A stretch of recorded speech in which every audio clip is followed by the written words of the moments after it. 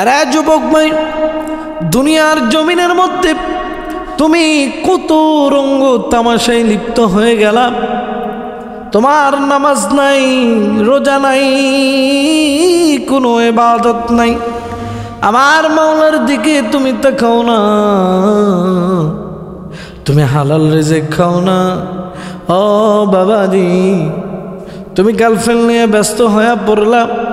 দুনিয়ার জিন্দেগিতে তোমার বাবা মার কথা শোনার মতো সময় তোমার কাছে নাই। আমার মালিকের কথা শোনার মতো সময় নাই। আরে যুবক ভাই, কেন তুমি মাওলার দুনিয়ায় আমার আল্লাহর কাজ করলা না? আমার আল্লাহর বিধান মানলা না, নবীজির হুকুম আহকাম মানলা না।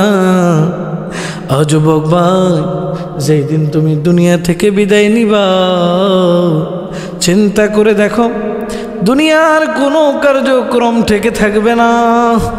শুধুমাত্র তোমার জিন্দেগিটা থেকে যাবে। ওই দিন, যেই দিন মৃত্যুবরণ করবা, আমি তো মসজিদে যাই নাই, কিন্তু মসজিদের পালকিটা ঠিক মৃত্যুবরণ করার পরপরই তোমার বাসস্থানের দিকে চলে আসবে। শেষ বিদায় দেওয়ার জন্য তোমার বাসায় জড়ো হবে তোমার সবচেয়ে আপন মানুষগুলো। তোমাকে শেষ বিদায় দেওয়ার জন্য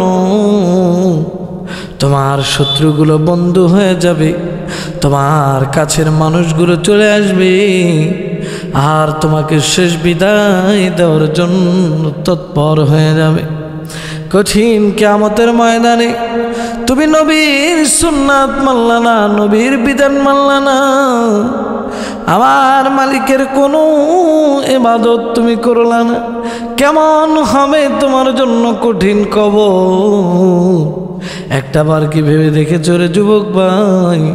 তোমার মতো যুবক বাংলাদেশে অনেক আছে যারা কখনো নামাজ ছাড়ে না।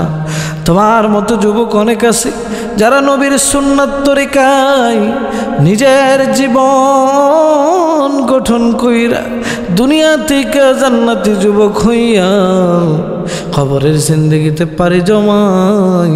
ও যুবক ভাই, তুমি কেন পারবা না?